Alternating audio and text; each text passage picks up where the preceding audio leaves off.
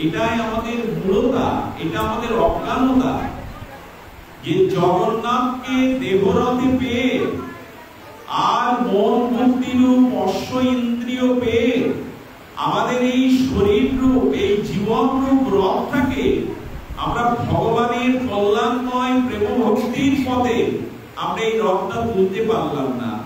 উপলব্ধি তো হলো না এই দেহে জগন্নাথ আছেন, এই দেহে আত্মা আছে।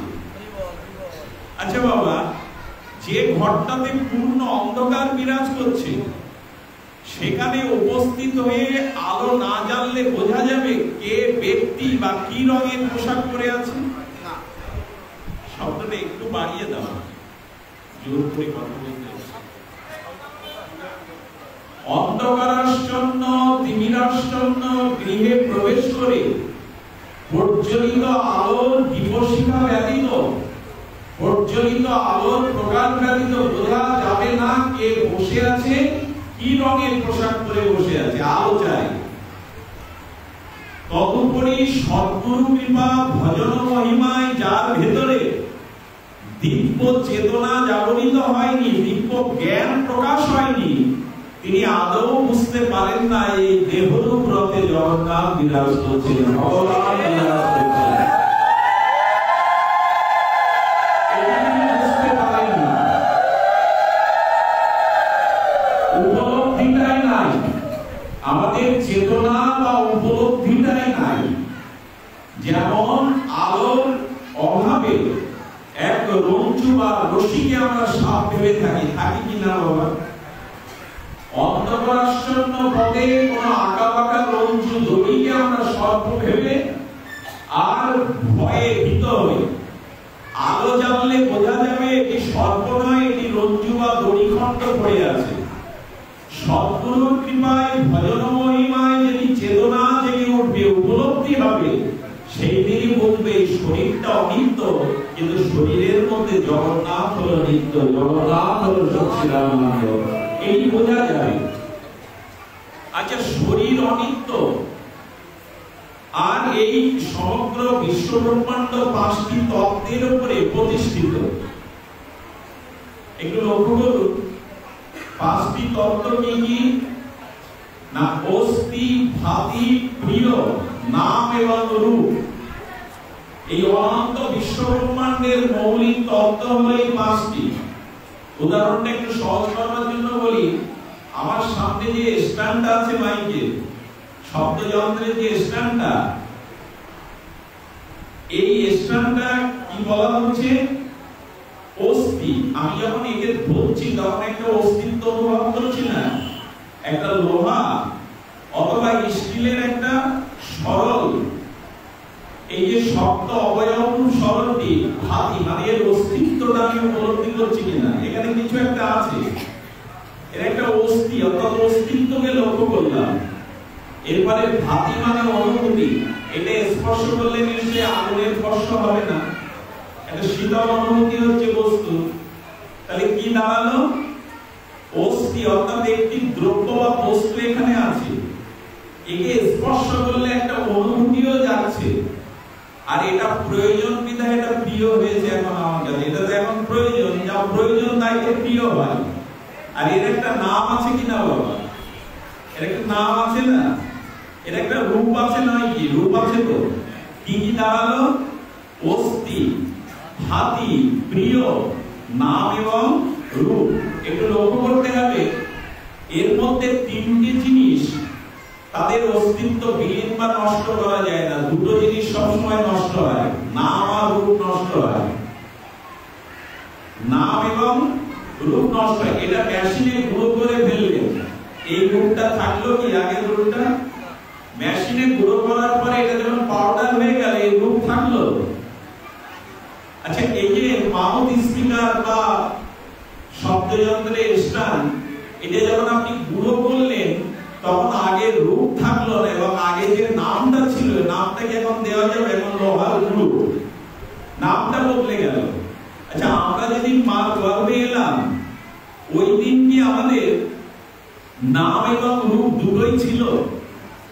পিতৃসত্তা মাতৃগর্ভে যেদিন প্রবেশ করলো মার গর্ভে, সেদিন নাম রূপ কি ছিল আমাদের? পরে এটা এসেছে। আবার মৃত্যুর পরে নাম রূপটা থাকবে না, কিন্তু তিনটি জিনিস থাকলো। এটা গুঁড়ো করার পরে অস্থিটা থেকে গেল, এটা বিনাশ করা গেল না। রূপ বদলালো কিন্তু বিনাশ করা গেল না, অস্থি থাকলো। আর গুঁড়োটায় হাত দিলেও তো তখন একটা ভাতি মানে অনুভূতি আসবে, এটা গুঁড়ো আসবে কিনা। আর প্রিয় বলতে ওই বস্তুটা তখন কোনো কাজে, জগতের কোনো কাজে, কারো কাজে লেগে যাবে প্রিয়। তার মানে অস্থি মানে সৎ, যা নষ্ট হয় না।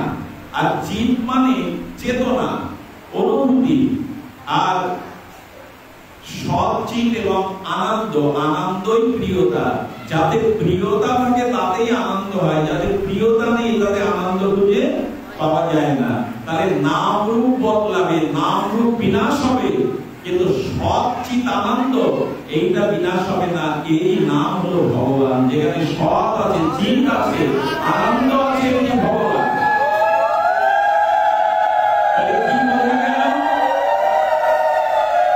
না, বোঝা গেল সৎ চিত আনন্দ চেতনাটা থাকবে, ভগবানই থাকবে। আর এই অনন্ত ব্রহ্মাণ্ডের নাম রূপ এগুলি বিনাশ হবে। একমাত্র ভগবানের অস্তিত্বই বিদ্যমান, সচ্চিত আনন্দই বিদ্যমান। পরিদৃশ্যমান জগতের যা কিছু দৃশ্যমান সেগুলি টিকবে না। এই অর্থে আমার দেহটাও কিন্তু নাম রূপ গড়া, এগুলি বিবর্তন হচ্ছে, জন্ম জন্মান্তরের বিবর্তন হচ্ছে, কিন্তু ভেতরে যে আত্মাটা আছে এর পরিবর্তন। এইটুকু বোঝার নাম হলো জড় এবং চেতনকে বোঝা। ভগবান রাজ্যে প্রবেশে, ভজন রাজ্যে প্রবেশের প্রথম সূত্র হলো চেতন এবং জড়, এটি বোঝা। একটু কষ্ট হচ্ছে মা, তবুও একটু কষ্ট করে শোনো গরমে। কি বললাম আমি? জড় এবং মা, একটু লক্ষ্য করছো তো শব্দটা? এটা না বুঝলে ভাগবতে প্রবেশ করা, আবেগবশত প্রবেশ করলে আমরা থেমে যাবো, এগোতে পারবো না। গোবিন্দ গীতাতে বারবার বলছেন, জন্ম কর্ম চমে দিব্যং যো ব্যক্তি তত্ত্বত ত্যাক্তাং দেহ পর্যন্ত নৈতি মামেতি সহার্জুন। যেটুকু জানবে তত্ত্বের দ্বারা জানো, আবেগে যেন না। ভগবানের লীলা, তার নাম রূপ, তার কর্ম, সকল কিছু তত্ত্ব। এই জন্য দেখুন আমরা নাম তত্ত্ব, ধাম তত্ত্ব, বিগ্রহ তত্ত্ব, তুলসী তত্ত্ব, ভাগবত তত্ত্ব, রাধা তত্ত্ব, কৃষ্ণ তত্ত্ব, অবতার তত্ত্ব, সব পেছনে একটা তত্ত্ব দেওয়া আছে না কথার পেছনে? বৈষ্ণব তত্ত্ব, গঙ্গা তত্ত্ব, ধাম তত্ত্ব, না সবার পিছনে একটা। এই তত্ত্বটা না জানলে আবেগবশত আমরা বেশি দূরে এগিয়ে যেতে পারবো না, ভজন কার্যে আমাদের অনুভূতি আসবে না। আচ্ছা, চেতন এবং জড়ে এই পার্থক্যটা বুঝলেই কেবল রথের তত্ত্ব বোঝা যাবে। আমার ভেতরে জল চিরাত্মক, এই দুটি সংমিশ্রণ আছে। আচ্ছা, এই যে মাইক্রোফোনের স্ট্যান্ডটা বা মাউথ স্পিকারটা, এটা জড় কিনা? এটি জড় কিনা? কিন্তু এই শব্দটা তরঙ্গবাহী হয়ে অন্যের কাছে নিয়ে যাচ্ছে। এটা কোন শক্তির বলে? মাউথ স্পিকার স্ট্যান্ডের শক্তি বলে না বিদ্যুতের শক্তি বলে? অর্থাৎ বিদ্যুৎটা যখনই যুক্ত হবে তখনই এই শব্দ তরঙ্গটা ক্রিয়াশীল হয়ে দূরে পৌঁছে যাবে। বিদ্যুৎ না থাকলে জড় ক্ষমতা আছে শব্দ দূরে নিয়ে যাওয়া, আছে কি না? এমনি আমাদের দেহটা পঞ্চভৌতিক জড়, এর ভিতরে চিত্রূপ ভগবানের সংযোগ হয়েছে বিধায় আমাদের অস্তিত্ব আছে, না হলে কোনো অস্তিত্ব থাকতো না। আচ্ছা, 4000 লোক যে ফ্যাক্টরিতে কাজ করে, কয় হাজার হাত হবে? 8000 হাত। এবং যন্ত্রদামানের মেশিনটা একদিক দিয়ে কাপড় বের করে দিচ্ছে, সুতো তৈরি হয়ে কাপড় বের করে দিচ্ছে হাজার হাজার। বাবা লক্ষ্য করছেন? আচ্ছা, ওই 8000 হস্ত ক্রিয়াশীল, আর যন্ত্রদান মেশিনটা সুতো কেটে কাপড় তৈরি করে বের করে দিচ্ছে। কাপড়ও তৈরি হবে না, 8000 হাতও কাজ করতে পারবে না যদি বিদ্যুৎটা চলে যায়। বিদ্যুৎটাই চেতন, আর মেশিন গুলো হলো জড়। বোঝা গেল কি না? আমাদের দেহটা জড়, কিন্তু এর মধ্যে যে আত্মার অনুপ্রবেশ ঘটেছে এটি হলো চেতন। এই আত্মাকে আর দেহকে, চিত এবং জড়কে যারা ভিন্নভাবে দেখতে অনুভূতি পায়নি গুরু কৃপায়, ধর্মরাজ্যের প্রবেশের তাদের কোনো অধিকারই নাই। এইখানেই তো আমরা ভুলিয়ে ফেলেছি কোনটা জড়। অস্তিত্ব বিদ্যমান থাকে চেতনের দ্বারা, জড়ের কোন অস্তিত্ব। আচ্ছা, মৃত মানুষের চোখ থাকলে দেখতে পাবে তো? ওই চোখেই তো সারা জীবন দেখেছে।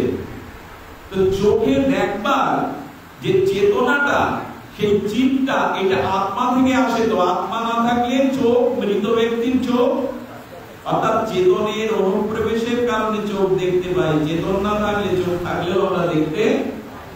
কি অদ্ভুত বিষয় বলেছেন ভাগবত। জড় এবং চেতনের পার্থক্যটা ভালো বোঝা যাবে। আচ্ছা, এখন যদি ধূপে অগ্নিকণাকে আপনার গায়ে পড়ে, গায়ে স্পর্শ করে চর্মকে, একটা জ্বালা করবে না? আমার ধূপের অগ্নিকণা যদি পড়ে, জ্বালাটা কোথা থেকে আসছে? বলে চেতনা আছে বলে, চেতনা আছে বলেই তো জ্বালাটা করছে। চিতায় যেদিন পোড়াবে জ্বালা অনুভব হবে তো? চেতন নাই। এই জড় এবং চেতন, একদিকে শাস্ত্র বলছে যে আবার কোন জড়ের সংযুক্ত ব্যতীত, কোন জড় সংযুক্ত ব্যতীত চেতন আবার ক্রিয়াশীল হতে পারে না। শক্তি কখনো ক্রিয়া ছাড়া অভিব্যক্তি। আচ্ছা, বিদ্যুৎ শক্তি দ্বারা ফ্যানটা চলছে, তখনই বোঝা যাচ্ছে শক্তির একটা ক্রিয়া হচ্ছে। শক্তি ক্রিয়াশীল, শক্তি ক্রিয়া ছাড়া বোঝা যায় কি? তেমনি আত্মা আছে আর এই চিৎ শক্তি আছে, তাই আমরা আমাদের এই চিৎ শক্তিটা অনুভূতি না হলে, শুধু জড় নিয়ে থাকলে পাপ স্খলন থেকে আমরা মুক্তি পাবো না। এটা অদ্ভুত কথা এসছে, লক্ষ্য করুন কথাটি। আচ্ছা, কাঠের ভিতরে আগুন আছে কিনা?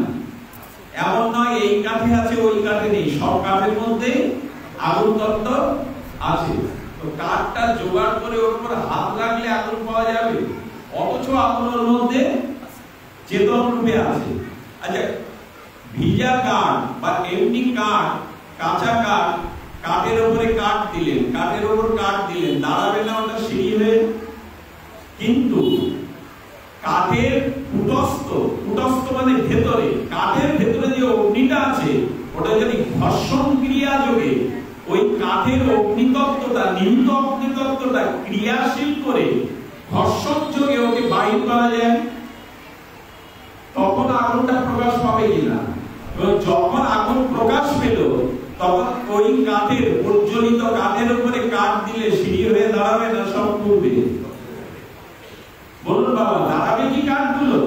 হোমেতে কাঠ দিচ্ছেন, ও কি দাঁড়াবে সিঁড়ি হয়ে?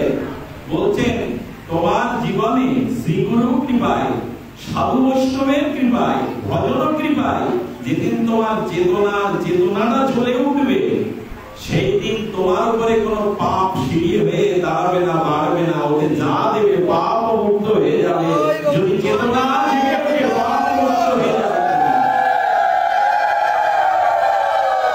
গীতায় এই জন্য বলেছেন জ্ঞানাগ্নি কুরুতে ভস্মসাৎ। গীতায় ভগবান কি বলেছে? একবার উদাহরণটা একবার দিলে হবে। গীতায় ভগবান কি বলেছে? সমিধা অগ্নি কুরুতে ভস্মসাৎ। যদি ভেতরের চেতনার অগ্নি জ্বালাতে পারো, তাহলে পাপ রূপ কাঠ উঠে দিলে সেও পুড়ে যাবে। কারণ জ্ঞানাগ্নিতে সমস্ত পাপ পুড়ে, আমাদের চেতনা নেই, এই জন্য আমাদের পাপেরও স্খলন নেই, পাপ মুক্ত আমরা হতে পারছি না। আর এই কাঠের উপরে কাঠ দিলে তো সিঁড়ি করা যাবে, কাঠটা জ্বালিয়ে কাঠ দাও, আর কাঠ সিঁড়ি হয়ে অস্তিত্ব দাঁড়াবে না। যদি জ্ঞানাগ্নি জ্বলে ওঠে, চেতনা যদি প্রকাশ হয়, তাহলে তখন আর ওখানে পাপ দাঁড়াবে। এই চেতনাটাই তো জাগলো না বাবা, এই চেতনাটাই জাগলো না। জাগলো না কেন মা? আচ্ছা, অগ্নির ভিতরে লোহা খণ্ডটা দিলে, লোহার ভিতরে অগ্নি তদাপ্ত হবে তো, প্রবেশ করবে তো? অবশ্যই করবে।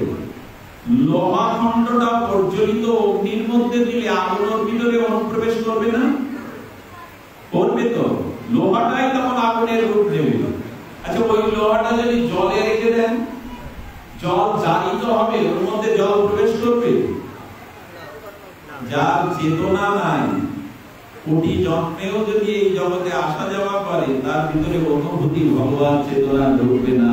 কারণ লোহাকে জলের মধ্যে রাখলে 100 বছর ওর ভিতরে জল জারিত হবে না। লোহাকে আগুনে দাও, তাহলে আগুন প্রবেশ করবে।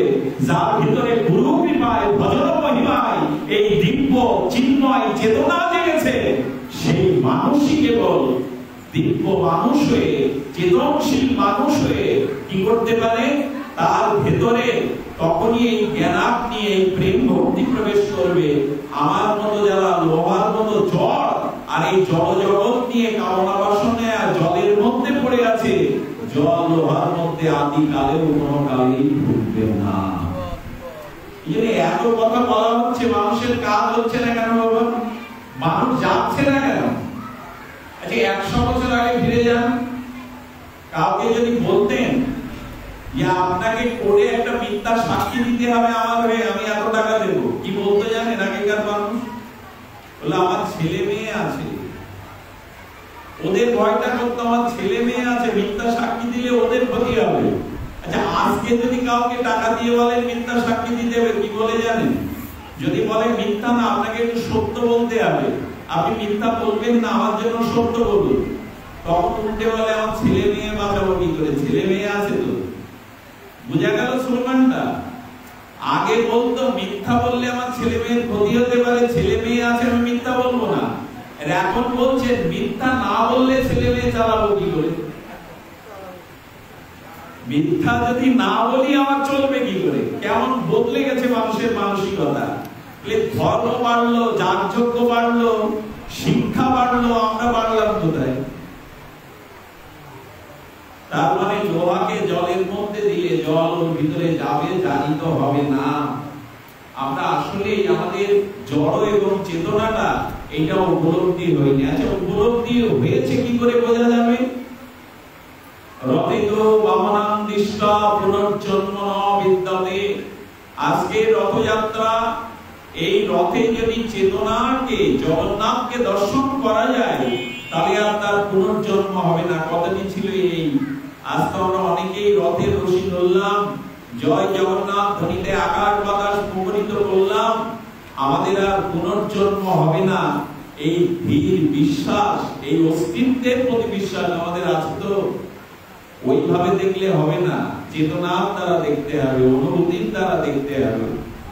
অনুভূতির কথাটা আমি কতদিন বলেছিলাম, চিনি আর বালিতে মিশিয়ে দিলে পিঁপড়ে আলাদা করতে পারবে, আপনি আমি চিনতেই পারবো না কোনটা চিনি কোনটা বালি।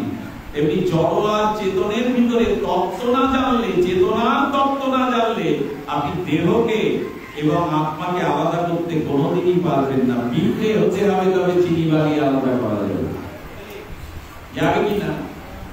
আচ্ছা কুকুরটাকে ছেড়ে দিলে গায়ের গন্ধ শুকে কি করে বলে দেয় আসামি? ওর ওই তত্ত্ব জানা আছে, যে গন্ধ তত্ত্বটা জানা আছে, জানলে বোঝা যাবে দাগি আসামি অপরাধী, আমি আপনি, এই হলো তত্ত্ব। শ্মশানে লাশের পাশে যে মানুষটা মরার মতো শুয়ে আছে বর্ণরে, মানে মরার মতো শুয়ে আছে, যাতে চিল শকুন দু একটা এসে আমার বুকে বসে, দেখি কেমন লাগে। আচ্ছা মরার পাশে মরার ভান করে জীবিত মানুষ শুয়ে থাকলে আকাশে যে চিল বা গৃহীত শকুনগুলো উঠতে উঠতে, ওরা সব প্রাণী, সব মানে মৃত, যারা মৃতের মাংসকে ছিঁড়ে খায় তাদের বলে সভুক প্রাণী। সিগাল, কুকুর অথবা গৃহ মানে শকুন অথবা চিল। আচ্ছা উঠতে উঠতে যে মরা, তার বুকে বসে ওরা মাংস ছিঁড়ে খেতে লাগলো, কিন্তু যে জীবিত তার বুকে একটাও বসেনি। তাকে বলা হচ্ছে, উনি তখন মনে মনে বলছেন ভুল করেও তো দু একটা আমার বুকে তোমরা বসতে পারো। আচ্ছা একটা দুটো চিল শকুন তো ভুল করে বসতে পারো, ওরা কি বলবে জানেন? ঈশ্বর তোমাদের শ্রেষ্ঠ করে পাঠিয়েছেন, আমাদেরও কম অলৌকিক শক্তি দেননি। আমরা 10-20 কিলোমিটার দূর থেকে বুঝে গেছি তুমি জীবিত আর মরা, এই জন্য তোমার বুকে কেউ বসিনি। যে মানুষ ঈশ্বর কৃপায়, ভজন মহিমায় তত্ত্ব জানে, জড়চেতন, তার শরীরের প্রতি কামনা বাসনা ভোগের অন্ধকার পথে সে যেতেই পারে না। আমরা যাচ্ছি মানে আমাদের এখনো তত্ত্ব জাগেনি, আমাদের এখনো জড় চেতনা জাগেনি। আচ্ছা জাগেনি কেমন? খুব একটা মঙ্গলিক কথা মনে পড়ল, একটু যারা শুনছেন রাস্তায় দাঁড়িয়ে, আমি জানি না আপনাদের হৃদয়ের কথাটা পৌঁছে দিতে পারছি কিনা। আচ্ছা, মায়ের কোলে শারদীয় দুর্গোৎসব দেখতে গেছে ছোট বাচ্চারা, মা মনে করছে ওকে একটু আনন্দ দেওয়ার জন্য তারকা রাক্ষসী বানিয়েছে ঘরের, আর বিশাল লম্বা বিভৎস তারকা রাক্ষসী বানিয়েছে। মা মনে করছে এটা তো খড়ে, এটা তো সত্যি না, এটা দেখালে বোঝায় খোকা একটু আনন্দ পাবে। আর অবশ্য শিশুটি যেই ওর কাছে যাচ্ছে ও চিৎকার করে কাঁদতে শুরু করেছে, ও মনে করেছে রাক্ষস। আচ্ছা, ঘরের এটা মা বুঝেছে, ছোট বাচ্চাটা কি বুঝেছে? ও সত্যি সত্যি রাক্ষস মনে করে কেঁদে মাকে জড়িয়ে ধরে কাঁদছে। আমরাও বুঝতে পারি যে এই দেহ, এই সংসার, এটা অনিত্য, এটা দুঃখে ভরা, এটা ঘরের তৈরি করা। আমরা সত্যি ভেবে এতেই মরে গেলাম, এতেই ভয় পেয়ে গেলাম। এটাই হলো আমাদের স্থল। আমরা বুঝতে পারি, আমরা বুঝতে পারি। আচ্ছা, আমি এখনই একটি দৃষ্টান্ত স্থাপন করছি, আপনারা বুঝতে পারবেন। বাড়িতে গিয়ে টিভি ছেড়ে দেন, টিভি ছেড়ে দেওয়ার পরে ওখানে বাচ্চা নিয়ে বসান, 1 বছরে কি 2 বছরে বাচ্চাটা রিমোট নিয়ে দেখতে দেখতে ওর মধ্যে অনেক খেলনা দেখাচ্ছে, দেখায় কিনা? খেলনাগুলো থেকে বাচ্চাটা বায়না ধরে যে খেলনা আমায় এনে দাও। আচ্ছা, ওর মধ্যে হঠাৎ বাঘের ছবি থেকে, ডিসকভারিতে বাঘের ছবি থেকে ও ভয় পেয়ে মাকে জড়িয়ে ধরেছে। আচ্ছা, টিভির পর্দার ভিতরে বাঘ দেখলে ভয় পাচ্ছে, খেলনা দেখলে বলছেন ওইগুলি আমায় দাও, আমি নিয়ে খেলবো। বাচ্চা যেমন আয়নার মধ্যে, দর্পণের মধ্যে নিজের প্রতিচ্ছবি প্রতিবিম্ব থেকে জড়িয়ে ধরতে যায়, যায় কিনা? ঠিক তদুপরি মা বাবা কি ওই খেলনাগুলো চাইবে? টিভির মধ্যে যে খেলনা, মা বাবা কি টিভির মধ্যে বাঘ থেকে ভয় পাবে? বাবা, আমি কথাগুলো একটু দার্শনিক বিচারে বলছি, কারণ এইগুলো না জানলে, তত্ত্ব না জানলে লীলাতে গিয়ে আবেগে কিছু হবে না। আগে ভিত্তা তো ভালো করি, তত্ত্বটা তো জানি। আচ্ছা, বাবা মা ভয় পাচ্ছে না বাঘ দেখে, শিশুটি ভয় পেল কেন? তার অবুঝ মনে, অবুঝ অবচেতনে এখনো বোধ আসেনি যে টিভির পর্দার বাঘ কোনো ক্ষতি করতে।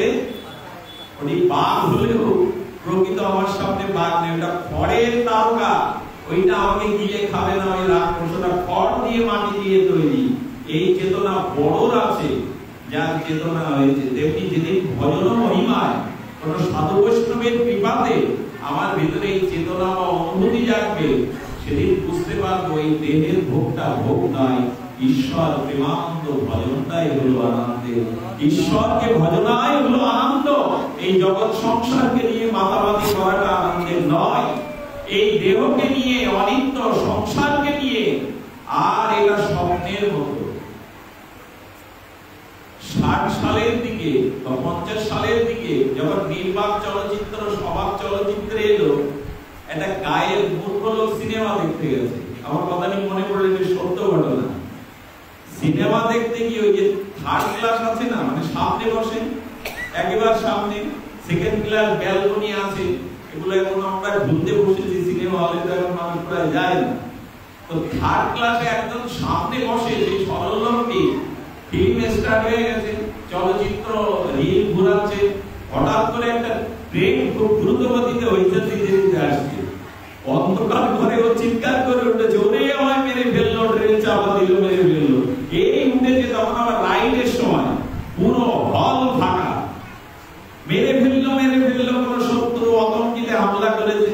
ট্রেনে আর এই হলের বাইরে এসে লোকটাকে ধরে বলছে, কে মারলো তোমায়? দেখছো না, ট্রেনটা সামনে একেবারে আমার বুকের উপরে আসছিল। এটা কেন হয় না? আসলে সরল লোকটি জানে না পদ্মার ট্রেন কখনো আমাকে চাপা দেবে না। ও আসছে বটে, কিন্তু চাপা আমায় দেবে না। আমি এই কথাটি বুঝতে চেয়েছিলাম, বোঝাতে চেয়েছিলাম যে এই শরীর, সংসার, এগুলো স্বপ্নের মতো, এগুলো জড়, এগুলো চেতন। এতে বোঝে না থেকে অনুসন্ধান করতে হবে ভগবানের, অনুসন্ধান করতে হবে চিতের। এই জড়ের কোনো অস্তিত্ব নাই। এই জন্য গীতাতে ভগবান একটু সাবধান বাণী দিয়েছেন, ভাষাংশি নির্নামি যত বিহায় নবানি গৃহ্ণানি নরমপরানি তথা শরীরানি জীর্ণানি সম্যাতি নবানি দেহিকা। গীতায় পরমেশ্বর ভগবান বললেন একটা কাপড়ের টুকরো যে মূল্য আছে তোমার দেহের সে মূল্য নাই। তোমার দেহ থেকে চেতন আত্মাটা যদি বিযুক্ত হয়, চলে যায়, ভাঙা কাপড়টা পচে না, শরীরটা পচে। ভাঙা কাপড়ে পোকা হয় না, শরীরে পোকা হয়। ভাঙা কাপড়টা ঘর মোছা করা যায়, কাঁথা সেলাই করা যায়, সরিদা করা যায়। আত্মা চলে গেলে তোমার এই মরণশীল জড়দেহে আর কোনো কাজে লাগানো যায় না। এইটুকু যদি বোঝা যায়, তাহলে আত্মা, চেতন এবং জড় এই তত্ত্বের অনুভূতি। আচ্ছা, জড়তে আনন্দ নাই, চেতনে আনন্দ আছে, আমি আপনাদের এখন প্রমাণ করে দেব। বলে এত বড় কথা বলছে কেন? বলে ভগবান বলছেন, আপনাদের সাক্ষাৎ প্রমাণ করছেন। জড়কে ছাড়লে, চেতনে অবস্থান করলেই সুখ পাবে। আচ্ছা, দেবরাজ ইন্দ্রের একবার ঘুম হচ্ছে না। কার ঘুম হচ্ছে না? মা দেবরাজ, শুনছো তো মন্দির, অনেকের ঘুম আসছে। আমি বলছিলাম দেবরাজ ইন্দ্রের নিদ্রা হচ্ছে না। আচ্ছা, দেবতাদের চিকিৎসক আছে জানেন তো? শেষে উনি গুরুদেবের কাছে গেলেন। দেবতাদের গুরু হলো বৃহস্পতি। গুরুদেব তখন হেসে ইন্দ্রের দিকে তাকিয়ে বলছেন, তোমার স্বর্গে নাচে কারা? হলো মেনকা, অশ্বরারা। তুমি কোন পুষ্পের সুগন্ধ নাম? যেটা পারিজাত পুষ্পের, যেটা রুক্মিণী দেবীও চেয়েছিল। আচ্ছা, তুমি পান করো কি অমৃত? তোমার স্ত্রীকে শচী। তুমি কোন আসনে বসেছো? তো দেবতাদের ইন্দ্রত্ব পদে বসেছি, সর্বোচ্চ পদে। বলে তাহলে 8 ঘন্টা 10 ঘন্টা ঘুমে ব্যয় করবো কেন? এইগুলো ভোগ করো 24 ঘন্টা, এইগুলো নিয়ে থাকো। আচ্ছা, আপনাকে আমাকে যদি বলা হয় তোমার এই অট্টালিকা সম বাড়ি, এত খাওয়া দাওয়া, সুন্দরী স্ত্রী, পুত্র কন্যা, টিভি ফ্রি সব আছে, তুমি ঘুমাবে না, এই সুখের মধ্যেই থাকো, টাকার মধ্যে, এই ফিল্মের মধ্যে, সুন্দরী স্ত্রীর মধ্যে, আর এই ঘরের মধ্যে 24 ঘন্টা আনন্দে কাটাও। ঘুমিয়ে 8 ঘন্টা 6 ঘন্টা ব্যয় করতে যাবে কেন? মানবেন তো আপনি? এখানে কেউ আছেন মানবেন কথাটি? কেউ মানবেন না। ইন্দ্র তখন হাত জোর করে বলছেন, গুরুদেব আপনি মেনকা উর্বশী কেড়ে নেন, আমার স্ত্রীকেও সরিয়ে দেন, আমার ইন্দ্রত্ব পদ থেকে নামান, কিন্তু দয়া করে ঘুম দেন আমার চোখে, আমি ঘুম ছাড়া শান্তি পাচ্ছি না। আচ্ছা মা, আপনি পারবেন? আপনি না ঘুমিয়ে আর যদি 24 ঘন্টা আপনাকে জাগিয়ে রাখা যায়, আপনি পারবেন না। আচ্ছা, লক্ষ্য করুন, জড়ত্ব থেকে ছেড়ে দিলে, জড়ত্বটা ছেড়ে দিলে তখনই সুখ হয়, চেতনে সুখ হয়। তার কারণ মানুষ যখন ঘুমায়, আমি প্রমাণ করব বলেছি, আপনি এখন যখন ঘুমাবেন, আপনার সাথে স্ত্রী থাকবে, ঘুমের মধ্যে পুত্র থাকবে, ব্যাংকের টাকাগুলো থাকবে, আপনি কোন পদে আছেন, কোন অফিসার, কোন রূপবান, আপনার ওইগুলো কি ঘুমানোর পরে থাকবে কোনো? কিন্তু ঘুমানোর পরে মানুষ শান্তি পেয়ে উঠে বলে, জীবনে অনেকদিন বাদে একটা গভীর ঘুম এসেছিল, বড় সুখে ঘুমিয়েছিলাম, কিছুই বুঝতে পারিনি। গভীর সুষুপ্তি নিদ্রা হলে আমরা শান্তি পাই কিনা মা? তার কারণ হলো আমরা তখন জড়কে ছেড়ে দিই, আত্মার সাথে যুক্ত হয়ে যায়। গভীর ঘুমের মধ্যে আত্মার সাথে আমাদের, একে বলে সুষুপ্তি, গাঢ় নিদ্রা। স্বপ্নও নেই, সেখানে স্ত্রী পুত্রও নেই। এই ঘুমটার কারণেই তো আমাদের সুখ হয়। তাহলে ঠাকুর মশাই এই পথটা সত্য, বিষয় ছাড়িয়া কবে শুদ্ধ হবে? যখন স্ত্রী নেই, পুত্র নেই, রূপ যৌবনের অহংকার নেই, আত্মার সাথে শুদ্ধ হয়েছি, যুক্ত হয়েছি, সেই গভীর নিদ্রায় জীব সুখী হয় এবং ওটাই চায়। এটা কি প্রমাণ হয় না যে জড়ত্বকে ছেড়ে দিলেই সুখ হয়? জড়ত্বকে ছেড়ে দিলেই সুখ হয়, এটা কি প্রমাণ করা গেল না মা? আপনাকে টাকার মধ্যে, রূপের মধ্যে, কামের মধ্যে 24 ঘন্টা থাকতে বললে ঘুম ছাড়া পারবেন কেউ? পারা যায় না। এটাই প্রমাণ করে জড়ত্বকে ছাপিয়ে যদি তুমি চেতনের মধ্যে প্রবেশ করো, তখনই তুমি প্রকৃত সুখ পাবে, না হলে প্রকৃত সুখ তোমার কোনোদিনই হবে না। এই জন্য আপনাদের বেশি আর ব্যাখ্যা বা তত্ত্ব না বলে আর জগন্নাথের মহিমা বলবারই দিন আমি এই কথাটি বললাম কারণ রথ করে জগন্নাথকে দেখতে হবে, এই দেহের মধ্যেই জগন্নাথকে উপলব্ধি করতে হবে, অন্যখানে না। দেহের মধ্যেই যদি উপলব্ধি করি জগন্নাথকে, তখনই রথযাত্রা অর্থবহ হবে, রথযাত্রার ফসলটা আমরা ঘরে তুলতে পারবো। এই অস্তিত্বের প্রতি যদি বিশ্বাস না থাকে তাহলে কখনো আমরা আমাদের উপলব্ধি হবে না। আচ্ছা, একটা ছোট্ট কথা দিয়ে জগন্নাথ লীলা কথা শুরু করি। বিশ্বাস আসতে হবে, সাধু এবং শাস্ত্র বাক্যের মধ্যে বিশ্বাস আসতে হবে। সাধু কি বলেছেন? সংসার স্বপ্ন মানব। স্বপ্ন যখন দেখি তখন সত্য মনে হয়, স্বপ্ন ভঙ্গ হয়ে জেগে উঠলে কি স্বপ্নটা সত্য মনে হয়? যেদিন গুরু কৃপায় জেগে উঠবে এই দিন বুঝতে পারবে সংসারটা স্বপ্ন ছাড়া কিছুই নয়। এটা ঠাকুর মশাই বলেছেন, সংসার স্বপ্ন মানো, এটা স্বপ্নের মতো, এখানে অস্তিত্ব বেশি দিন তোমার টিকবে না। কিন্তু সাধুতায় আমাদের বিশ্বাস নাই। শুনুন তাহলে, উদয়ন শাস্ত্রী নামে মিথিলার এক যুবক ব্রাহ্মণ পণ্ডিত ছিলেন।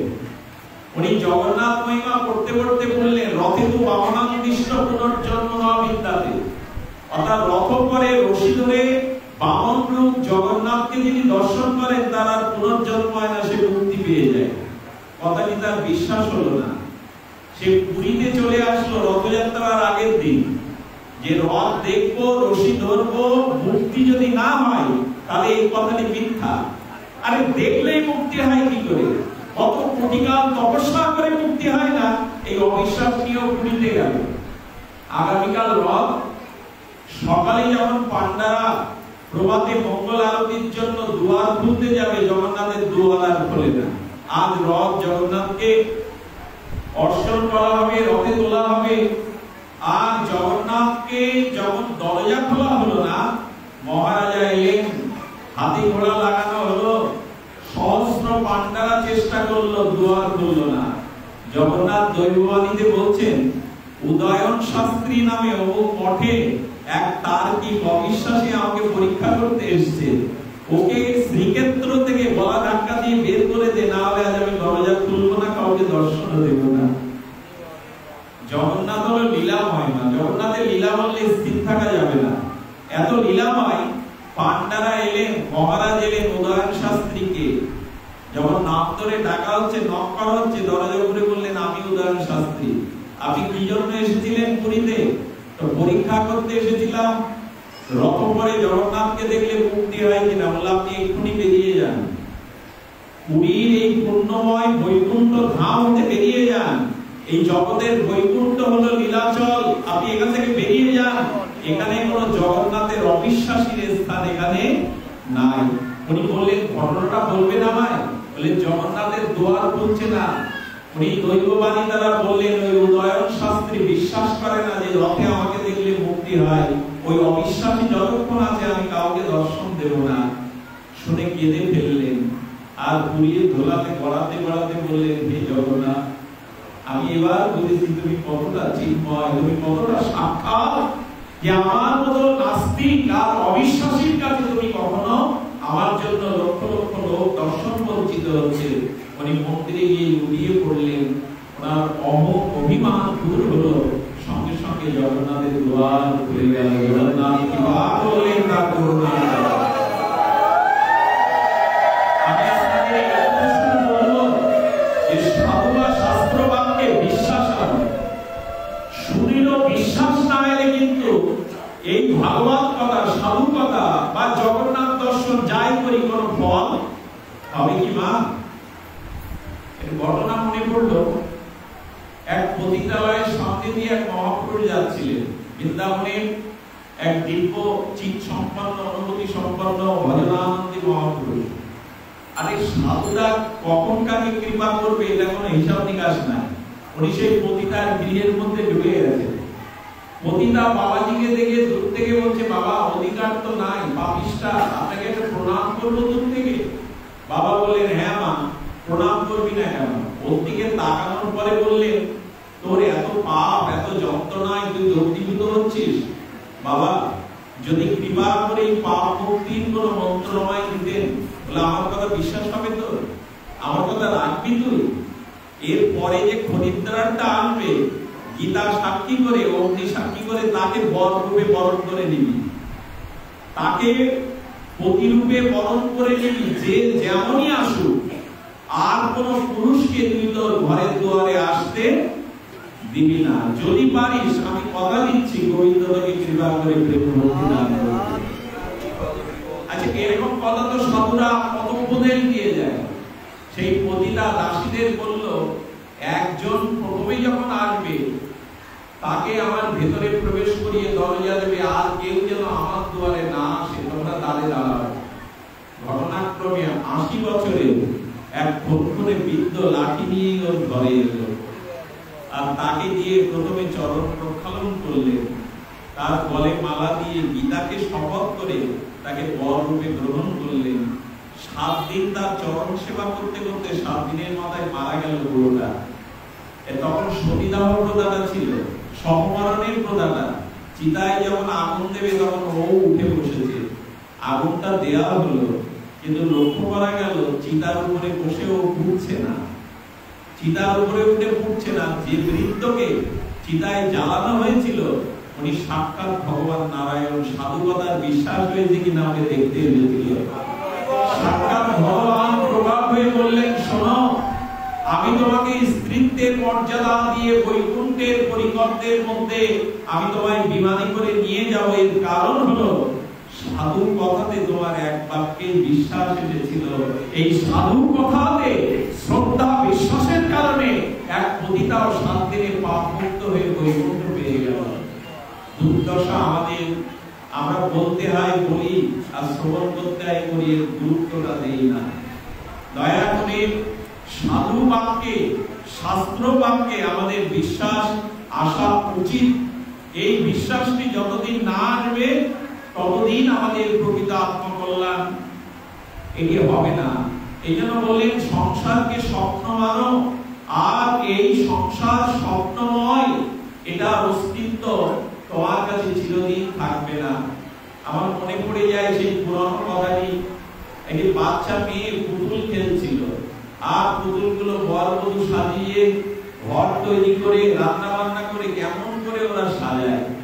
মাটির পুতুল খেলতে খেলতে মাথা ভেঙে গেল, মুন্ডু ভেঙে গেল, হাওয়া করে কাঁদছে। মা এসে বলছে, খুকি কাঁদছিস কেন?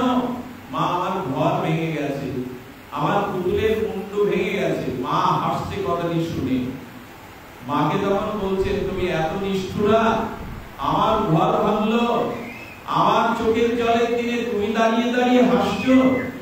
মা তখন এই কথাই বলে, মারে, মাটির পুতুল ভাঙার জন্যই তৈরি হয়, মাটির পুতুল ভাঙে এর জন্য কাঁদতে নেই। এই সংসার স্ত্রী পুত্রটাও মাটির মতো ভেঙে যাবে, এগুলো থাকবে না।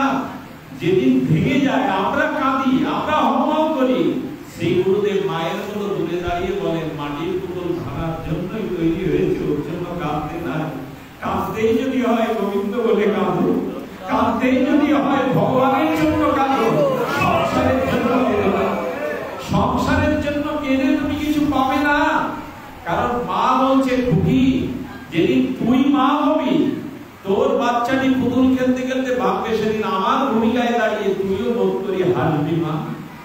যেদিন তুই মা হবি, তোর সন্তান পুতুল ভাববে, সেদিন বোধ করি তুইও আমার মতো আমার জায়গায় দাঁড়িয়ে হাসবি। যেদিন আমাদের চেতনা হবে, মা বুঝতে পারবো এই সংসারে গুরু বিনা কোনো আপন নাই, গোবিন্দ বিনা আমাদের কোনো আপন নাই। তবে যারা আছে তাদের কি করবো? বলে তাদের প্রতি কর্তব্য পালন করো ভক্ত পাতার মতো, কিন্তু তাদের আমার করতে যেও না। খুব আমার করে যদি পড়ে থাকো তাহলে তুমি গোবিন্দ পাবে না। তোমার অবচেতনা তোমাকে বারবার প্রভাবে পুনর্বিজননং পুনর্বিমরণং পুনর্বিজননী শয়নং ইহ সংসারে খলুস্তরে কৃপাহি পারে মুরারে ভজ গোবিন্দম ভজ গোবিন্দম ভজ গোবিন্দম। আচ্ছা বাবা, এত বাকি থাকতে রাজহংসকে ভগবান এই বিদ্যাটা কি করে দিল? যে জল আর দুধ, সার আর অসার থেকে দুধ রূপ সারটা বেছে নিয়ে অসারটা ফেলে দিতে হয়।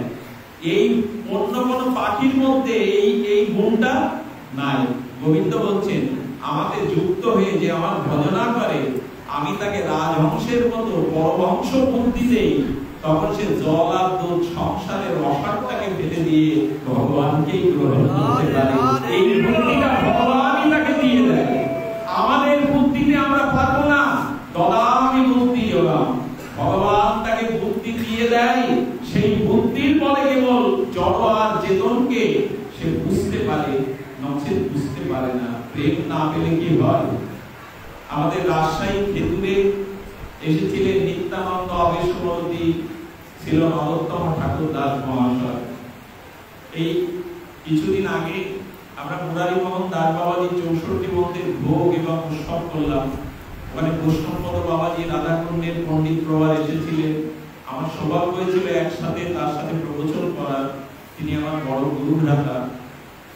তো ওইখানে প্রেমতলিতে আপনারা অনেকেই এখানে আছেন কি আছেন? এই প্রেমতলিতে যাওয়ার পরে আমার একটা অনুভূতি হলো। আমার সাথে এরা ছিল, নিতাই, আমাদের ধনঞ্জয়, আমাদের স্বপন প্রভু ছিল।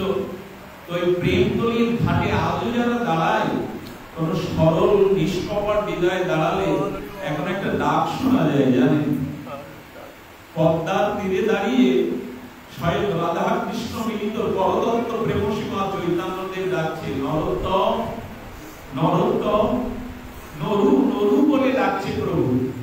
ভক্তগণ, প্রভুর ভক্তগণ মনে করছে নরোত্তম নামে মনে হয় প্রভু কোন ভক্তকে ডাকছেন। আসলে নরোত্তম তখনও জন্মায়নি। এই হলো মহাপ্রভুর করুণা। নরোত্তম নরোত্তম এই বলতে বলতে প্রমত্ত পদ্মার বুকে মহাপ্রভু লেগে পড়লেন। পদ্মার বুকে দাঁড়িয়ে মহাপ্রভুর চোখের প্রেমাশ্রু বিন্দু বিন্দু ঝরে পড়ছে, বিন্দু বিন্দু প্রেমাশ্রু ঝরে পড়ছে চৈতন্য দেবের। আর পদ্মাকে ডাকছে পদ্মে। পদ্মা তখন সাক্ষাৎ প্রকার হয়ে বলছে, প্রভু কেন আপনার চোখে জল, আপনি কাঁদছেন কেন? ওরে পদ্মেও, নিত্যানন্দের প্রেমটাকে আমি তোমার বুকে সুরক্ষিত করে রেখে যাচ্ছি। যেদিন আমার নরোত্তম আসবে সেদিন এই প্রেম তাকে দিও। প্রেম কি নিজ চেষ্টায় পাওয়া যায় মা? কৃপা ছাড়া। মহাপ্রভু চোখের জল লেগে যাচ্ছেন কোথায়? প্রমত্ত পদ্মার বুকে। পদ্মা, যেদিন আমার নরোত্তম আসবে এই প্রেম তুমি তাকে দিও। এই হলো কৃপা। নিজ চেষ্টায় আমরা একটি পাও এগোতে পারবো না। শ্রী গুরু কৃপা, বৈষ্ণব কৃপা, এটি না হলে আমরা এগোতে পারবো না। চৈতন্য মহাপ্রভু প্রেমের দানের অপূর্ব বিচিত্র বৈচিত্র্য, প্রেমটাকে দেখে পদ্মা তখন বলছে, প্রভু লক্ষ লক্ষ মানুষ আমাদের অবগাহন করতে আছে, আমি কি করে বুঝবো যে এই তোমার নরোত্তম, এই প্রেম তাকে দেব? মহাপ্রভু বলছেন, যার পরশে তুমি অধিক উচ্চ দিবা, এই প্রেম জানি নরোত্তমে তুমি দিবা। যেদিন তোমাকে স্নান করতে আসলে যার পরশে তুমি অধিক উচ্চ দিবা, তরঙ্গ বাড়বে, যাতে সেই নরোত্তম এই প্রেম তুমি তাকে দিও। নরোত্তম এসেছিল, নরোত্তম এসেছিল আর মায়ের হাত ধরে প্রমাণ পদ্মায় নরোত্তম এসেছিল। ঠাকুর নরোত্তম যেদিন পদ্মার বুকে স্নান করতে লাগলো আর পাওয়া যাচ্ছে না। বাবা, এই প্রেম পাওয়ার সাথে সাথে নরোত্তম আর উপরে উঠছে না। মা তখন ধীবর জেলেদের ডেকে বলছেন, আমার নরোত্তম বুঝি ভেসে গেল, ওকে উদ্ধার করো, আমার কোলে দিয়ে দাও। নরোত্তম উঠলো বটে, আগের নরোত্তম আর নাই। চোখে প্রেমাশ্রু পড়ছে, গদগদ কণ্ঠে অষ্টসপ্তিক বিকারে হা বিদায় হা গৌর বলতে উঠে। এই হলো মহাপ্রভুর কৃপা। আচ্ছা, সাদা কাপড়টা কেউ যদি লাল রঙে চুবিয়ে নেয়, তোলার পরে কি আর সাদা কাপড় থাকে বাবা? যেদিন গুরু চরণে, গোবিন্দ চরণে, নিতাইয়ের চরণে ওইভাবে ডুব দিতে পারবো, সেদিন ওই রঙে হৃদয়টা লাগিয়ে যাবে। তখন আর এই জগৎ ভালো লাগবে না। রাজার ছেলে, রাজা কৃষ্ণানন্দের ছেলে, আর সংসার ভাগি দিয়ে ব্রজের উদ্দেশ্যে হাত ওর করতে করতে বেরিয়ে গেল। আর তার সংসার ভালো লাগে। এটা হলো কৃপা, এটা হলো মহাপ্রভুর অনন্ত প্রেমের অবদান। চৈতন্য যুগে নিতাইয়ের যুগে যারা ডুবলো না, শুধু উপরে সাঁতার দিল, যারা ডুবলো না এই প্রেমে, তারা বঞ্চিত হয়ে গেল, তারা বড় বঞ্চিত হয়ে গেল। নিতাই গৌরের কারুণ্য করুণার যুগে, এই যুগে যারা হা নিতাই বললো না, এই প্রেমে ডুবলো না, তারা বড় বঞ্চিত হলো। নিতাই না বলিল মুখে, বলিল সংসার সুখে। হ্যাঁ, আমরা নিতাই বললাম না, গৌর ভজন করলাম না, আমাদের কি গতি হবে? লোচন বলে সেই পাপি এলো আর গেল। যারা নিতাই বললো না, গৌর বললো না, তাদের আসা যাওয়াটাই শুধু বৃথা গেল, সার্থকতা হলো না। আর জগন্নাথের আর রথযাত্রা মনে পড়ে গেল সেই ঘটনা। জানেন, এক বুড়িমা ছিলেন অনেকটা দূরে, প্রায় 100 কিলোমিটার দূরে, উড়িষ্যার পুরী থেকে। বুড়িমা হরিকথাতে শুনেছে যে রথ পরে জগন্নাথকে দর্শন করলে আর এই জন্ম মৃত্যু চক্রে আসতে হবে না। বুড়িমা লাঠিখানা নিয়ে বেরিয়েছে। লোকের কাছে যখন হাত তুলে জিজ্ঞাসা করতে যাবে পুরী কোন দিকে, অনেকে ভিখারিনী কাঙালিনী মনে করে, অনেকেই ভিখারি কাঙালিনী মনে করে, আর বুড়িমাকে বলছে ভিক্ষা এখন নাই, ভিক্ষা দিতে পারবো না। বুড়িমা কাতর কণ্ঠে বলছে, না, আমি ভিখারিনী বটে, তবে অর্থের ভিখারিনী নয়, আমাকে দেখিয়ে দাও পুরীর জগন্নাথ কোন দিকে বাবা। আরে তুমি পুরীতে যাবে কি করে? এখানে কোনো ট্রেন গাড়ির ব্যবস্থা নেই, তোমার যেতে 2 মাস লাগবে। বাবা 2 মাস লাগুক, যাই লাগুক, আমি জানি আমি না পারলেও জগন্নাথ আমাকে দিয়ে দেবে। বেরিয়েছে পথে, ক্লান্ত শ্রান্ত, এই বার্ধক্য জরা ব্যাধি দশায়, কোনদিন খাওয়া হয়, কোনদিন খাওয়া হয় না, কোনদিন রৌদ্র পুড়ে পথের ক্লান্তিতে জগন্নাথ জগন্নাথ বলতে বলতে, আর জগন্নাথের রথা মাত্র 1 সপ্তাহ বাকি। কিন্তু ম্যালেরিয়ায় আর প্রচন্ড জ্বরের প্রকোপে পড়ে গেল। এক রাস্তার ধারে পড়ে পড়ে আর কাঁদছে, জগন্নাথ এই জন্মে বুঝি তোমার কৃপা হলো না, এই জন্মে বুঝি রথযাত্রায় অংশগ্রহণ করা হলো না, তোমাকে দর্শন করা হলো না। এমনি করে করে 6 দিন পড়ে আছে, ভিখারি মনে করে কেউ কিছু দিয়ে যায়, আর ওই বেঁচে আছে শুধু জগন্নাথ আমাকে কৃপা করো, আমি একটি বারের জন্য যেন রথে তোমায় দেখতে পারি। এই আকুলতা ব্যাকুলতা নিয়ে পড়ে আছে বুড়িমা। আগামীকাল রথযাত্রা, রথে তোলা হলো জগন্নাথকে, এটা সত্য ঘটনা। জগন্নাথ আর চলে না, রথটা 1 ইঞ্চিও কেউ নড়াতে পারলো না। পান্ডা সহ ভক্তগণ গগন বিলালী আত্মনাদে বলছে, জগন্নাথ আমাদের অপরাধ কি? কখনো কোন সময় অনাদিকাল রথ থামেনি। জগন্নাথ দৈববাণীতে শোনালেন, ভক্ত ছাড়া তো আমি চলতে পারি না।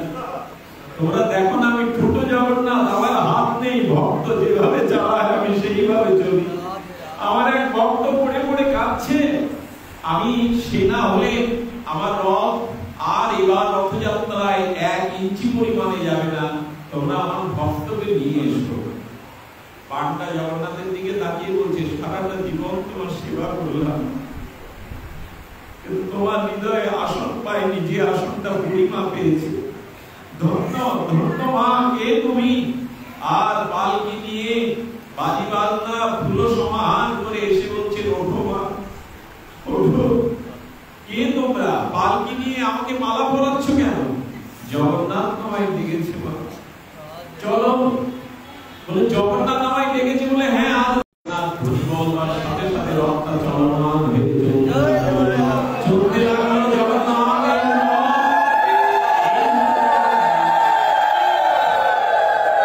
ভগবানের হাত নেই মানে কি?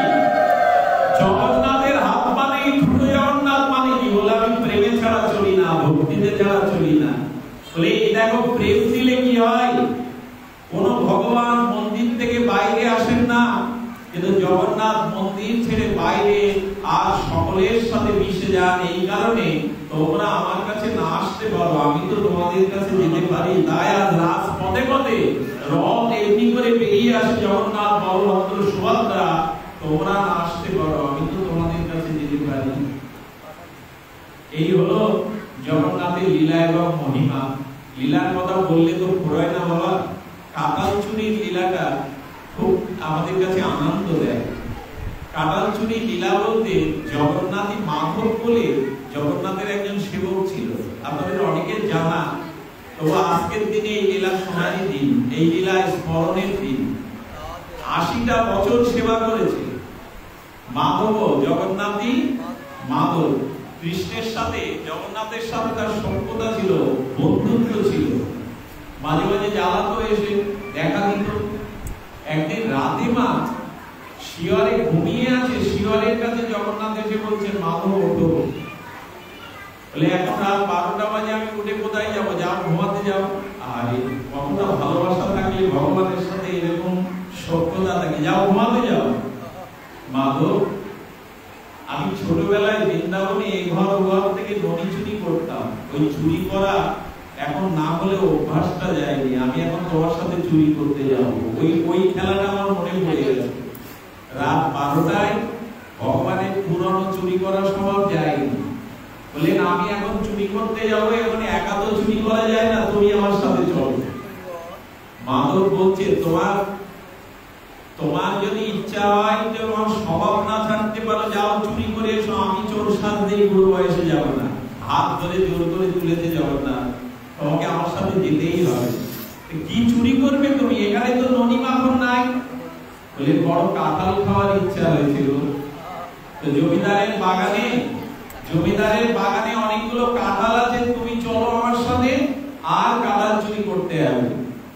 মাধব আর কাঁঠাল বাগানে গিয়ে বলছে, এই বুড়ো বয়সে তবে চোর সাজাবে জগন্নাথ, তবে তুমি পারতে পারো, আমি কাছে কাছে উঠতে পারবো না। বলে, তোমার উঠতে হবে না, তুমি নিচে দাঁড়িয়ে পাহারা দাও, কেউ দেখছে কিনা, কেউ আসছে কিনা। আরে কাঁঠালটা জগন্নাথ জোর করে করে ফেলে দিচ্ছে, যাতে শব্দটা হয়, মালি বুঝতে পারে। আর অনেকগুলো কাঁঠাল ফেলার পরে মালি বলছে, কে রে? আর লাঠি নিয়ে যখন তেড়ে এসছে, তখন জগন্নাথ গাছ থেকে সুরসুর করে লেগে দৌড়াচ্ছে। আর আমার মাধব বলছে, জগন্নাথ আমাকে নিয়ে যাবে না? বলে, আগামীকাল সকালে ছাড়া তোমার জামিন হবে না, তুমি দাঁড়াও।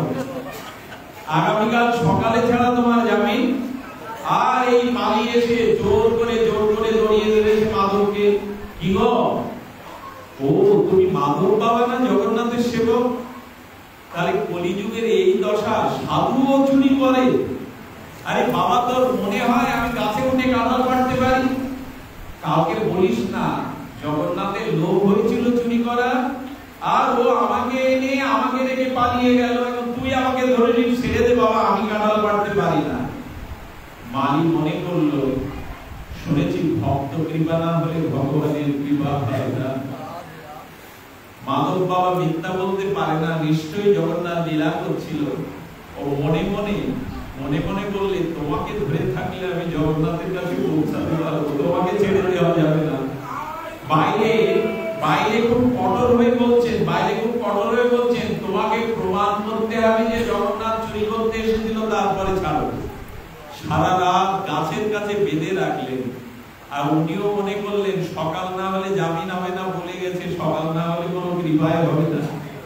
আচ্ছা, সকাল যখন হলো, তখন দেখতে পেল কি জানেন? জগন্নাথ পালায়নের সময় তার যে রেশমির কাপড়টা ছিল গায়ে, ওর এক খণ্ড ওই কাঁটাতে বেঁধে ছিঁড়ে লেগে আছে। বললো, ওই সকাল হয়েছে, প্রমাণ জামিনপত্র পাওয়া গেল। ওই দেখো জগন্নাথ এসছে, কাপড়টা দেখো, এই কাপড়টা মন্ত্রীকে মিলিয়ে দাও। ভগবান যদি গিয়ে কি কাপড় বাঁধে? ভগবান পালাতে গিয়ে কাপড় বাঁধে না। লীলার জন্য, ভক্তের মহিমা প্রচারের জন্য কাপড়ের অংশটা ছিঁড়েই জগন্নাথ ইচ্ছা করে চলে গেছে। কাপড়টা নিয়ে রাজাকে সংবাদ দেওয়া হলো, পান্ডাকে।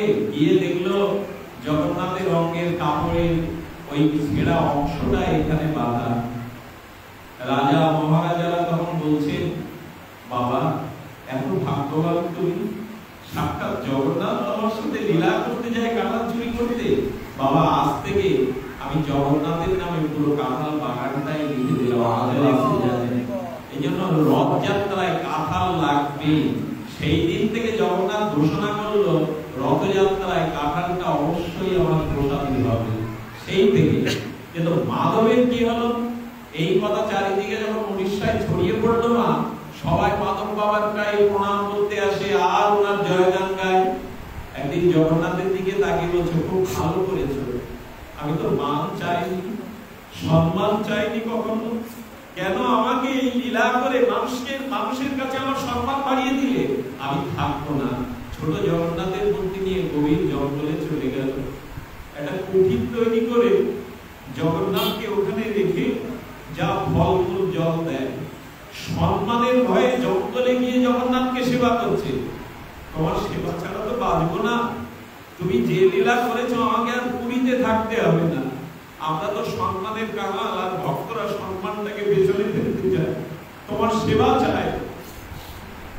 হঠাৎ করে দুদিন পরে অতি রক্তস্রাব মানে আমাশা দেখা দিল, রক্ত আমাশা।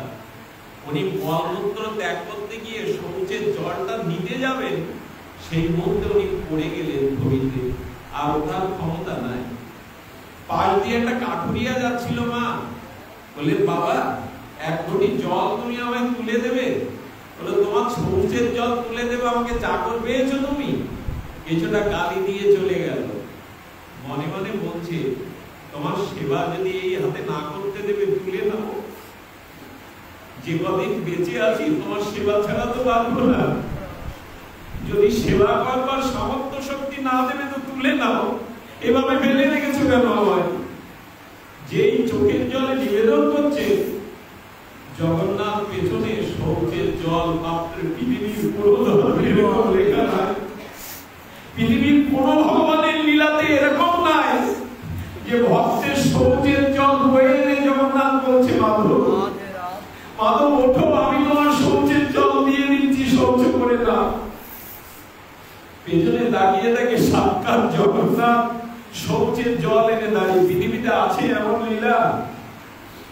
ভক্তের শৌচের জল বয়ে এনেছে জগন্নাথ। জগন্নাথ বলছে, যা বলেছো বলেছো, পৃথিবীতে কলঙ্ক রচনা হবে যে জগন্নাথ আমার শৌচের জল বয়ে এনেছে, চলে যাও।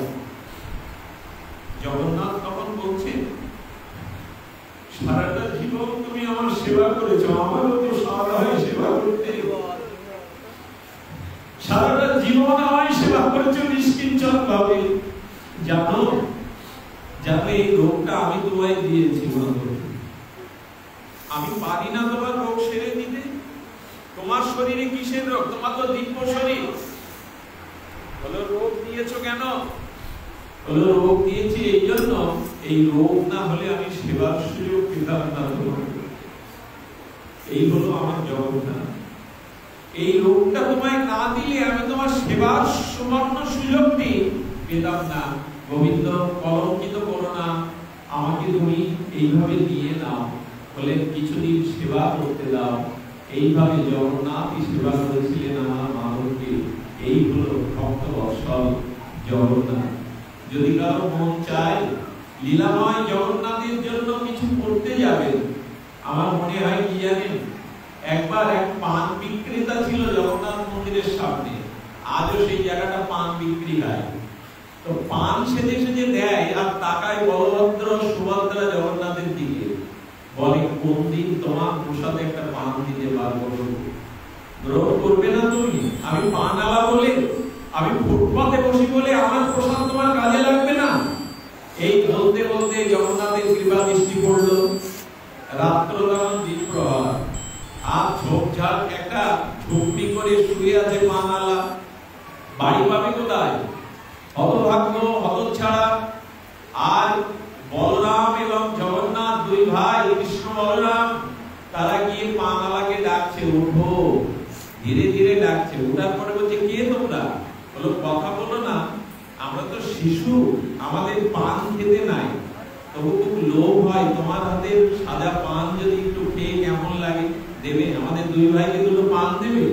ওরা এমন করে বললো মা, ওখানে আর না শব্দটা আমার মুখে, দুটো পান সেজে ওদের গালে দিয়ে দিল। ওরা বললো, আমরা কিন্তু তোমায় দক্ষিণা দিতে পারবো না, মূল্য দিতে পারবো না। বলে তোমাদের দেখে দক্ষিণা চাওয়ার কথা আমার মনেও নাই। এভাবে 3 দিন আসে, রাত্রে পান খেয়ে চলে যায়। হঠাৎ করে পান্ডা লক্ষ্য করলো, সকালবেলা জগন্নাথের দাঁত মার্জনা করা হয় জানেন তো,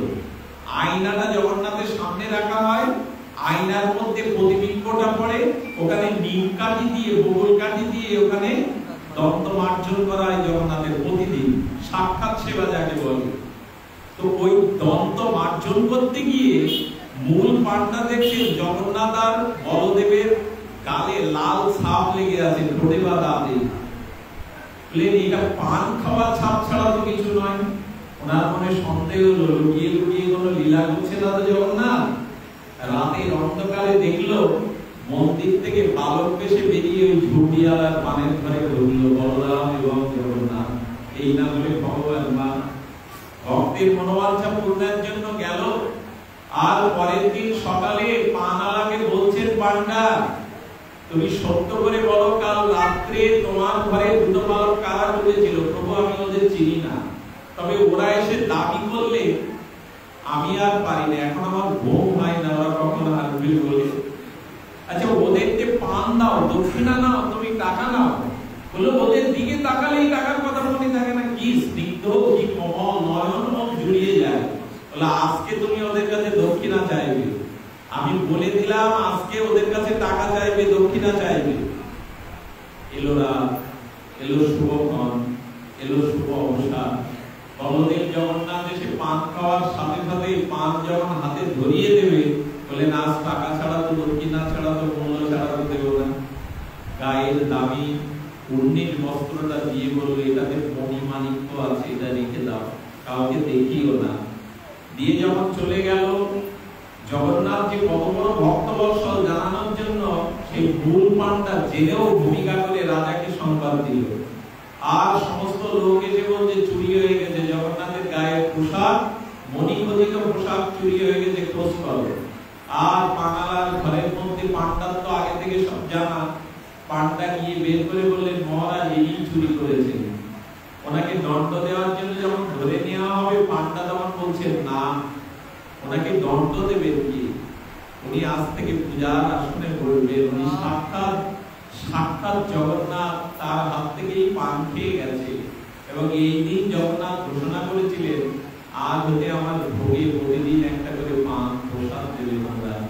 সেই থেকে জগন্নাথের ভোগে এখনো তাম্বুল দেয়া হয়। মা বলুন তো, উনি তো কোনো ভজন সাধন করেননি, ওনার প্রাণ চেয়েছিল জগন্নাথকে একটু পান সেবা দেবে। এমন লীলাময়, এমন ভক্ত বৎসল, সেই থেকেই তিনি স্বীকার করলেন এই পান একটি করে দুটি করে জগন্নাথের সেবায় লাগাবে। আরো শুনবেন, শুনলে তো হৃদয়ে ভরে না। আরে এক বুড়িমা, গ্রামের বুড়িমা নিমের পাতা বেড়েছে আর মাটির ঘটে করে নিমের পাতার রস নিয়ে আসছে। কেন জানেন? জগন্নাথকে ওরা ঘি ভাত খাওয়ায়, 56 ব্যঞ্জন খাওয়ায়। আরে এত ঘি ভাত খেলে ছেলেটার আম হবে না? আরে পেট নষ্ট হবে না? একটু নিমের পাতার রস খেলে ওর পেটটা ভালো থাকবে। দয়ামন্ত্রী যেমন রাঘবের বোন, দয়ামন্ত্রী যেমন প্রভুর জন্য সুরটা পাঠাতো, এটি খেলে প্রভুর আমাশা হবে না, ঘি ভাত খেলেও। আচ্ছা এইখানে সেবা বুদ্ধি, ভগবানের আমাশা হওয়ার কথা না। ভগবান ঘি ভাত খেলে তার কি আর পেটের রোগ হওয়ার কথা? কিন্তু বুড়িমা মনে করেছে আমার ছেলেটাকে ওরা ভালো খাওয়ায় আর ছেলেটার এই পেট নষ্ট হবে। নিমের পাতার মাটির ভাণ্ড নিয়ে আসছে। আর মূল দুয়ারি যিনি দাঁড়িয়েছিলেন, পান্ডা বলছে বুড়িমা কোথায় যাও? বলেন আমার ছেলের কাছে। তোমার ছেলে কে? বলেন এই জগতের যে সব থেকে বড় ক্ষমতাধর সেই আমার ছেলে। ভিখারি তো পাগল মনে করে বলছে সব থেকে ক্ষমতাধর ছেলে কে? বলে আমার ছেলের চাকর তোরা, সেবক তোরা, পথ ছেড়ে দে। পান্ডারা বলছে কে? বলে জগন্নাথই আমার ছেলে, আমি নিম পাতার রস বেঁধে এনেছি, ওকে খাওয়াতে হবে, তোরা সব ঘি ভাত খাওয়ার পথ ছেড়ে দে। শুধু ভক্তমণ্ডলী গলা ধাক্কা দিয়ে ফেলে দিল পান্ডা, ঘরটা তো ভেঙে দিল, ধাক্কা দিয়ে ফেলে দিল। ওই নিমের পাতার রস মৃত্তিকায় পড়ে যাওয়ার পরে কাঁদছে আর এই কথাই বলছে এই বুড়িমা, জগন্নাথ তুমি চেয়ে যদি নিমের পাতার রস আমার হাত থেকে না পাও, আমি উঠবো না, এখানেই অনশন করে এখানেই না খেয়ে মরে পড়ে থাকবো। সন্ধ্যাবেলা জগন্নাথ মন্দিরে ঘোষণা দিলেন বুড়িমাকে নিয়ে এসো। সে তো আমাকে সন্তান মনে করে আমার সেবার জন্য এনেছিল, আর তার হাতে নিমের পাতার রস আমি সেবন করবো। মাঝে মাঝে উনি এনে দিলে আমার প্রসাদে ওটা তোমরা করিও আমার প্রসাদের ওটা দিও। সেদিন পরিবার সেই নিমের পাতার রস আমার জগন্নাথ গ্রহণ করেছিল। আমি একটু বলবো, সংসারের সেবা অনেক হয়েছে, এই দেহের ভোগ অনেক হয়েছে। আসুন না, যাকে সেবা করলে এই জীবন নয়, একটি জন্ম নয়, তস্মিন তুষ্টে জগৎ তুষ্ট, অনন্ত জগৎ সন্তুষ্ট হয়। যাকে সেবা করলে সেই রাধা মাধবের, নিতাই গৌরের, পঞ্চতত্ত্বের আমরা হরিনাম সংকীর্তন আরাধনা আর একটু হৃদয়ের ভালোবাসাটা দিয়ে যদি তাদের ভালোবাসতে পারি, তখনই আমাদের জীবন হবে ধন্য। জগন্নাথের রথযাত্রার দিনে আপনাদের আর কি জানাবো, শুধু এইটুকু বলি যে জগন্নাথ স্বামী নয়ন পথগামী ভব তুমি, এই মন্ত্রই আমাদের চলার পথে একমাত্র পাথেয় হোক। কি বললো শব্দটা? এই ভব পথে, সংসারের পথে নয়নটা, মনটা যেন তোমাতেই থাকে জগন্নাথ, অন্য দিকে যেন না যায়। কবিগুরু এই লাইনটাই বলেছিলেন রবীন্দ্রনাথ, আজি প্রণামী তোমায় চলিব না তো সংসার কাজে। তোমাকে প্রণাম করে আমি সংসারের পথে চলবো এই ভেবে, হৃদয় দেবতা আছো যে প্রাণে, মন যেন তাহা নিয়ত জানে। তুমি যে হৃদয় আসনে আসো, হে হৃদেশ্বর, হে হৃদয়ে ঈশ্বর, হে অরিন্দম, হে সুন্দর, হে ত্রিভঙ্গ মুরারি, হে জগন্নাথ, তুমি যে আমার হৃদয় সিংহাসনে আসো। আমার নয়নের পথ যেন তোমার দিকে যায়, আমার নয়ন যেন তোমাকে দর্শন করতে পারে, তোমার নয়ন পথে যেন আমার তুমি ছাড়া আর কেহ না আসে। কবিগুরু যেন লাইনটা তুলে নিলেন, নয়ন সমকে তুমি নাই, নয়নের মাঝখানে নিয়েছো যে তাই। হে জগন্নাথ, আজ রথে না, তুমি আমার নয়নের মাঝখানে এসে বসো। হে জগন্নাথ, তোমাকে আমি চোখের সামনে দেখতে চাই না, চোখের মধ্যে দেখতে চাই। এটাই হলো রথযাত্রা আমাদের সংকল্প, নয়ন পথগামী ভব তুমি। এই সংসারে যেন তোমায় দেখতে পাই। বাগেরহাটের মাটি বড় পবিত্র, এইখানে রথযাত্রার একটা প্রাচীন ঐতিহ্যও আছে। এখানে ভগবান শ্রীকৃষ্ণের আরাধনা, বৈষ্ণবদের একটা প্রভাব আর প্রতিপত্তি অনেকদিন আছে। আমি ছোটবেলায় মার কাছে বাগেরহাটের নাম শুনতাম, আশীর্বাদে হয়তো আপনাদের চরণে আসবার একটু সুযোগ পেয়ে গেছে আপনাদের কৃপায়। বাগেরহাটের মাটি, এটি বৈষ্ণবদের, এটি ভক্তদের ইতিহাস ঐতিহ্যের মাটি। আপনাদের কাছে শেষ অনুরোধ করে যাব, আজকের দিনে আসুন না, হৃদয় খুলে একটা প্রার্থনা করি। প্রার্থনাটা হরিদাসের মতো যেন হয়। প্রভু, যেদিন নয়ন মুদে আসবে, যেদিন এই জীবনের অস্তিত্ব হারিয়ে ফেলব, যেদিন শেষের দিনে আমার শেষ অন্তিম যাত্রা রচনা হবে, সেদিনে সংসারে কাউকে না দেখে যেন তোমাকে নয়ন খুলে দেখতে পারি। আমার নয়ন কথা সেদিন তুমি এসে দাঁড়িয়ে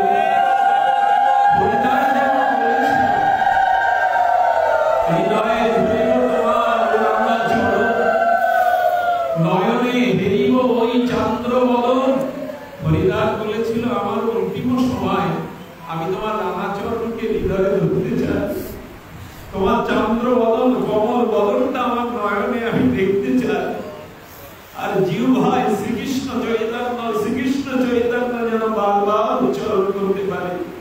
এই প্রার্থনাটা করবেন জগন্নাথ, হে জগদীশ্বর, হে পরম প্রেমময় ভক্তবৎসল, শেষের দিনে স্ত্রীর মুখ না দেখি, পুত্রের মুখ না দেখি, যেন তোমার চরণ স্মরণটা হয়ে যায়।